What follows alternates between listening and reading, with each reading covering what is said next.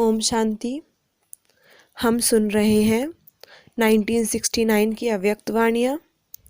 रोज़ अव्यक्तवाणियाँ प्राप्त करने के लिए चैनल को सब्सक्राइब करें। आज हम सुनेंगे 18 जून 1969 की अव्यक्तवाणी, जिसका टॉपिक है पार्टियों के साथ। तो आइए शुरू करते हैं। पाठशाला में जाते हो। पाठशाला का पहला पाठ क्या है? अपने को मर्जीवा बनाना। मर्जीवा अर्थात अपनी देह से, मित्र संबंधियों से, पुरानी दुनिया से मर्जीवा। यह पहला पाठ पक्का किया है। संस्कार से मर्जीवा नहीं हुए हैं। जब कोई मर जाता है तो पिछले संस्कार भी खत्म हो जाते हैं। तो यहाँ भी पिछले संस्कार क्यों याद आने चाहिए? जबकि जन्म ही दूसरा, तो पिछली बातें भी खत्म होनी चाहिए। यह पहला पाठ है मर्जीवा बनने का। यह पक्का करना है। पिछले पुराने संस्कार ऐसे लगने चाहिए जैसे कोई और के थे, हमारे नहीं। पहले शूद्रों के थे, अब ब्राह्मणों के हैं। तो पुराने शूद्रों के संस्कार नहीं होने चाहिए। पराये संस्कार अपने को नहीं होने चाहिए। पराये संस्कारों को अपना क्यों बनाते हो? जो पराई चीज़ को अपना बनाते हैं उनको क्या कहेंगे? चोर।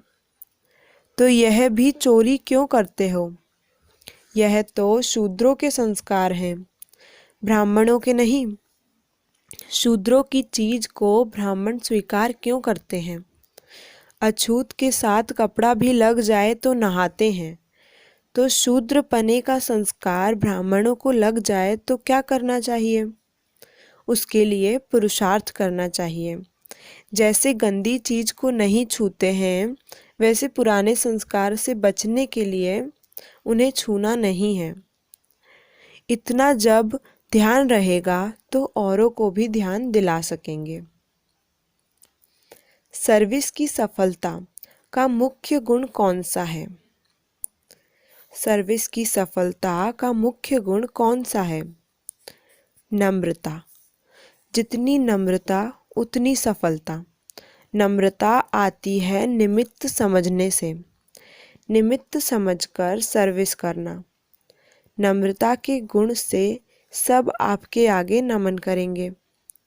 जो खुद झुकता है उसके आगे सभी झुकते हैं। निमित्त समझकर कार्य करना है। जैसे बाप शरीर का आधार निमित्त मात्र लेते हैं, वैसे आप समझो कि निमित्त मात्र शरीर का आधार लिया है। एक तो शरीर को निमित्त मात्र समझना है और दूसरा सर्विस में अपने को निमित्त समझना है। तब नम्रता आएगी। फिर देखो सफलता आपके आगे चलेगी। जैसे बाप दादा टेम्पररी देह में आते हैं, ऐसे देह को निमित्त आधार समझो।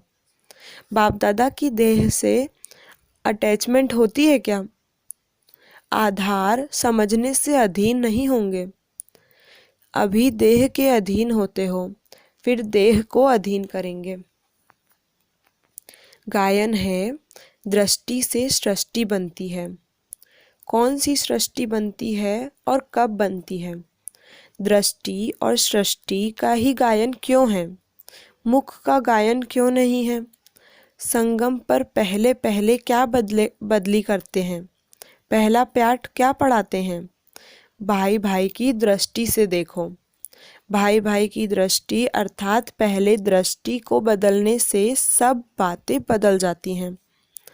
इसीलिए गायन है कि दृष्टि से सृष्टि बनती है। जब आत्मा को देखते हैं तब यह सृष्टि पुरानी देखने में आती है। पुरुषार्थ भी मुख्य इस चीज़ का ही है, दृष्टि बदलने का। जब यह दृष्टि बदल जाती है तो स्थिति और परिस्थिति भी बदल जाती है। दृष्टि बदलने से गुण और कर्म आपे ही बदल जाते हैं। यह आत्मिक दृष्टि नेचुरल हो जाए। जो संगम युग पर अपना राजा बनता है, जो संगम युग पर अपना राजा बनता है वह प्रजा का भी राजा बन सकता है। जो यहाँ अपना राजा नहीं वह वहाँ प्रजा का राजा भी नहीं बन सकता। संगम युग पर ही सभी संस्कारों का बीज पड़ता है। यहाँ के बीज के सिवाय भविष्य का वृक्ष पैदा हो ही नहीं सकता। यहाँ बीज न डालेंगे तो फूल कहाँ से समझेंगे, फूल कहाँ से निकलेगा।